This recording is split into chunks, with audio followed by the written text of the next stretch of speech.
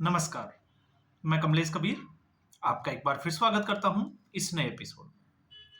आज के इस एपिसोड में हम बात करेंगे राहुल गांधी की। राहुल गांधी ने रायबरेली का दौरा किया और फिर ठीक उसी तरीके से संविधान की बात वो करते हुए नजर आए। लेकिन एक बार फिर मायावती के ऊपर कांग्रेस पार्टी ने बड़ा हमला बोला और इस बार कमान हाथ में थी राहुल गांधी के। तो इससे पहले उदित राज के ऊपर जो है वो मैंने एक पूरा वीडियो बनाया था, जिस तरीके से उदित राज ने गला दबाने की बात की थी मायावती के बारे में। तो ये उसी श्रृंखला का एक भाग है, उसी कड़ी का दूसरा भाग है, जिसमें राहुल गांधी ने मायावती को भारतीय जनता पार्टी की बी टीम करार दे दिया। अब बी टीम क्यों करार दिया? कल से जो है वो इसको लेकर कई चैनलों पे राजनीतिक विश्लेषक जो है वो आपको चर्चा करते हुए जरूर नजर आएंगे। लेकिन सबसे बड़ी बात यह है कि राहुल गांधी की ये कांग्रेस इतनी कमजोर हो गई है कि इसको खुद की पार्टी के अलावा सभी पार्टियों के ऊपर पूरा भरोसा है। अब जब मैं ये कहता हूं कि सभी पार्टियों पे भरोसा कैसे है, तो आप राहुल गांधी को यह लगता है कि अगर उनको प्रधानमंत्री बनाना है तो उसकी जिम्मेदारी विपक्ष के सहयोगी दलों की है। क्यों? क्योंकि कांग्रेस पार्टी अकेले दम पर कुछ भी नहीं कर सकती। वानगी अगर आपने देखनी है, फैक्ट्स आपने चेक करने हैं, तो 2024 का लोकसभा चुनाव, उससे पहले का राहुल गांधी को आप थोड़ा स्टडी करें। 2004 से राहुल गांधी जो है वो राजनीति में आए, अगर आप देखोगे औपचारिक तौर पर। लेकिन 2013-14 तक आते आते कांग्रेस पार्टी को पूरे अपने कब्जे में ले लिया। हालांकि आज दरबारी मीडिया बड़ा चिल्ला रहा है कि राहुल गांधी जो है वो उसमें फेरबदल कर रहे हैं। और जब ये लोग इस तरीके की बात करते हैं कि राहुल गांधी कांग्रेस पार्टी में फेरबदल कर रहे हैं, तो राहुल गांधी ऐसी कोशिशें पहले भी कर चुके हैं। और अगर आपको इसको समझना है तो इससे पहले उदयपुर में एक चिंतन शिविर हुआ था, आज से लगभग 2-2.5 साल पहले, और उसमें यह फैसला लिया गया था कि कांग्रेस पार्टी में एक व्यक्ति और एक पद को जो है वो प्राथमिकता दी जाएगी।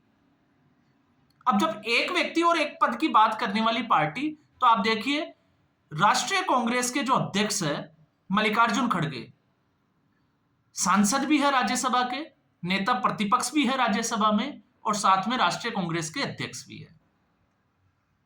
फिर उसके साथ में उस चिंतन शिविर में यह तय किया गया था कि कोई भी व्यक्ति जो है उसका कार्यकाल, उसकी जो जिम्मेदारी है 5 साल तक। तो फिर केसी वेणुगोपाल और अजय माकन, आप उठा के देखिए उनका इतिहास, और फिर उसके बाद में जो है वो जिम्मेदारी दी जाएगी। तो अब तक जितने भी जो चुनाव हारे, तो एक जैसे लोकसभा चुनाव 2024 हुआ, उसमें कांग्रेस पार्टी की सीटें बढ़ गई।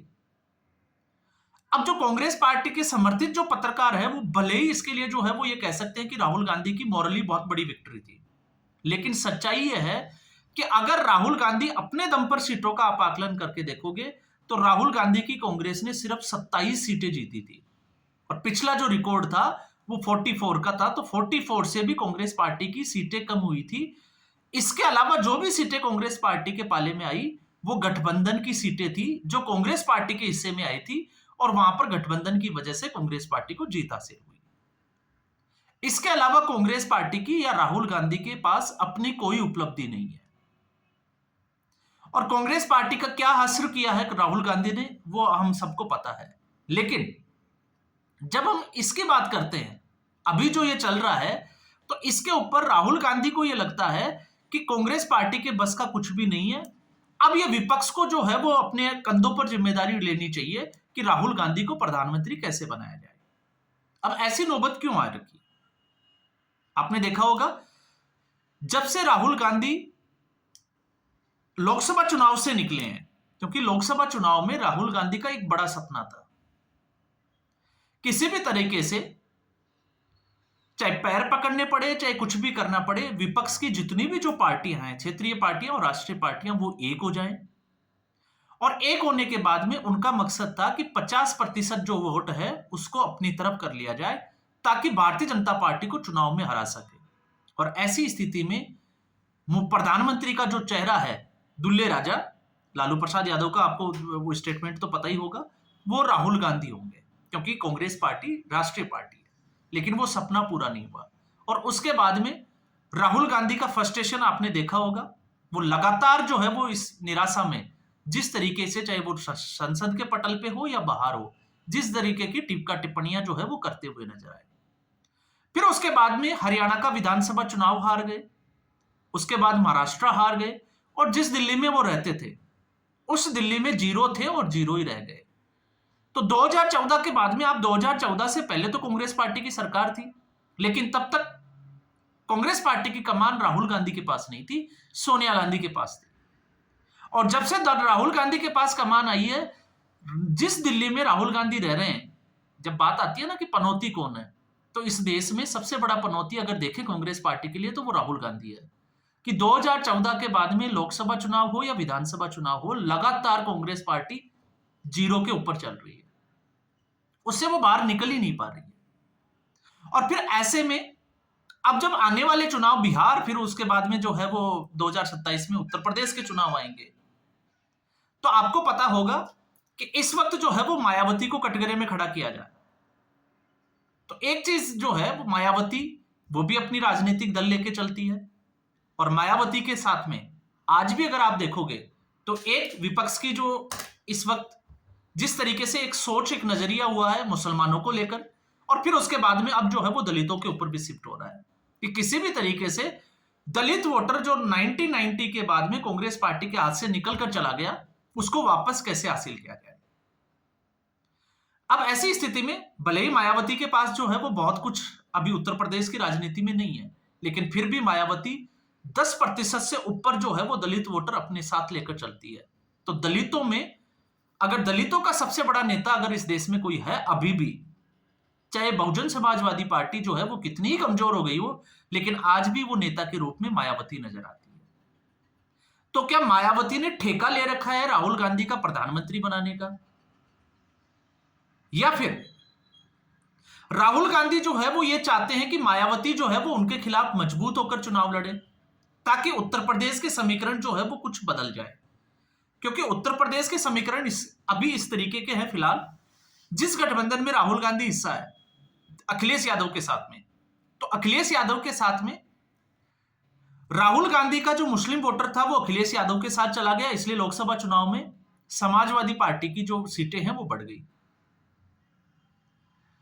अब ऐसी स्थिति में आपने देखा कि अखिलेश यादव को भी यह डर है कि अगर कांग्रेस पार्टी मजबूत होती है तो फिर वो कमजोर पड़ जाएंगे, और मुस्लिम वोटर जो है वो वापस कांग्रेस पार्टी की तरफ अगर छिटक कर चला गया तो फिर स्थिति जो है वो कुछ अलग हो जाएगी। इसलिए दिल्ली के विधानसभा चुनाव में और महाराष्ट्र के विधानसभा चुनाव में, क्योंकि समाजवादी पार्टी हरियाणा में भी सीटें मांग रही थी और कांग्रेस पार्टी की हार होने से कांग्रेस पार्टी कमजोर पड़ी रही, फिर महाराष्ट्र में भी यही सिचुएशन आई, तो दिल्ली के चुनाव तक आते आते अखिलेश यादव ने और ममता बनर्जी ने, आपने देखा होगा दोनों ने अपना स्टैंड बदला और वो अरविंद केजरीवाल के साथ खड़े हो गए। लेकिन अरविंद केजरीवाल को भी हार का सामना करना देखना पड़ा।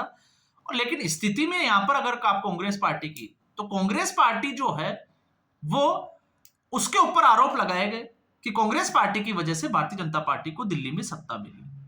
तो अब यहां पर डबल स्टैंडर्ड जो है वो नजर आता है राहुल गांधी। एक तरफ वो मायावती को कोस रहे हैं या प्रवोक कर रहे हैं, हम उसकी भी समीक्षा करेंगे, लेकिन जब वो मायावती को ये कहते हैं या उनके बारे में ये कहते हैं कि भारतीय जनता पार्टी की बी टीम है, तो दिल्ली में फिर कांग्रेस पार्टी क्या भारतीय जनता पार्टी की बी टीम थी क्या? तो यहां पर जो है वो कांग्रेस पार्टी और राहुल गांधी दोनों को सोचना चाहिए।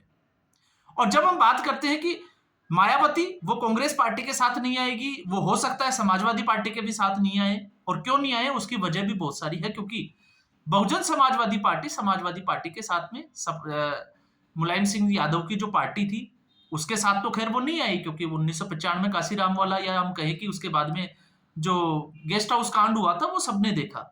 लेकिन अखिलेश यादव के साथ वो चुनाव लड़ चुकी है आरएलडी, बसपा और सपा, लेकिन कोई बहुत बड़ा जो है वो तीर नहीं मारा। तो ऐसी स्थिति में मायावती को यह डर है कि अगर उसने कांग्रेस पार्टी और बहुजन समाजवादी पार्टी से गठबंधन किया तो उसका दलित वोटर जो है वो उसके हाथ से छिटक कर इन पार्टियों के पास चला जाएगा।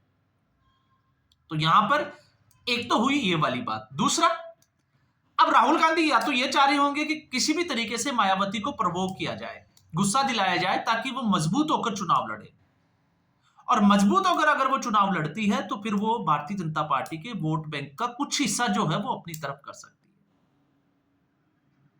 तो ये असलियत जो है वो यहां पर है, क्योंकि बिहार में आप देखिए जिस तरीके से तेजस्वी यादव कांग्रेस पार्टी को निपटाने के लिए लगे हुए हैं। अभी वो गठबंधन का हिस्सा है लेकिन गठबंधन छोड़ भी नहीं रहे, लेकिन लगातार बयानबाजी आ रही है कि इस बार जो है वो कांग्रेस पार्टी को उतनी सीटों पर चुनाव नहीं लड़ने दिया जाएगा। जबकि कांग्रेस पार्टी के चाहे वो मुस्लिम सांसद हो या दूसरे नेता हो जो बिहार से आते हैं, उनका मानना यह है कि अब की बार कांग्रेस पार्टी जो है वो ज्यादा सीटों पर चुनाव लड़ेगी।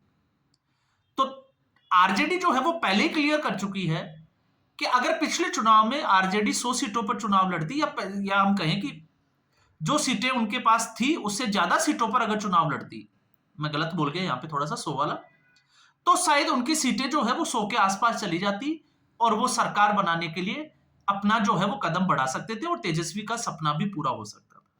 लेकिन कांग्रेस पार्टी को 70 सीटें लड़ने के लिए दी गई और कांग्रेस पार्टी मात्र 19 सीटों पर जीत हासिल की, इसलिए उनका समीकरण खराब हो गया। तो फिर आपको जो है वो उसकी स्थिति साफ तौर से सामने आ जाएगी। इसके आगे अगर हम बढ़ के देखते हैं तो इससे अगला कदम जो है या जिस बिंदु की हम बात करने वाले हैं, जिससे राहुल गांधी ज्यादा बौखलाए हुए हैं, क्योंकि उत्तर प्रदेश इस वक्त भारतीय राजनीति का केंद्र बना हुआ है और इसमें बड़ी वजह है महाकुंभ। अखिलेश यादव को और राहुल गांधी, क्योंकि राहुल गांधी तो बाई इलेक्शन में पहले ही हट गए थे, लेकिन राहुल गांधी को भी उनको अपनी औकात का पता चल गया कि बाई इलेक्शन में क्या असर हुआ था। वजह कुछ भी रही हो, हम पहले भी डिस्कस कर चुके हैं, लेकिन इस बार आपने देखा होगा कि अखिलेश यादव राम मंदिर आज तक नहीं गए, लेकिन महाकुंभ में वो जाकर आए हैं, क्योंकि उनको पता चल गया इलेक्शन में अगर कुछ करना है तो आपको वहां जाना पड़ेगा, नहीं तो पूरा वोटर जो है वो भारतीय जनता पार्टी की तरफ शिफ्ट हो सकता है। अब वजह क्या है? वजह साफ तौर से है कि इस वक्त उत्तर प्रदेश में जो महाकुंभ चल रहा है, इसमें लगभग जो आंकड़ा आ रहा है वो ये आ रहा है कि 50 करोड़ से ज्यादा हिंदू जो है वो अब तक स्नान कर चुके हैं।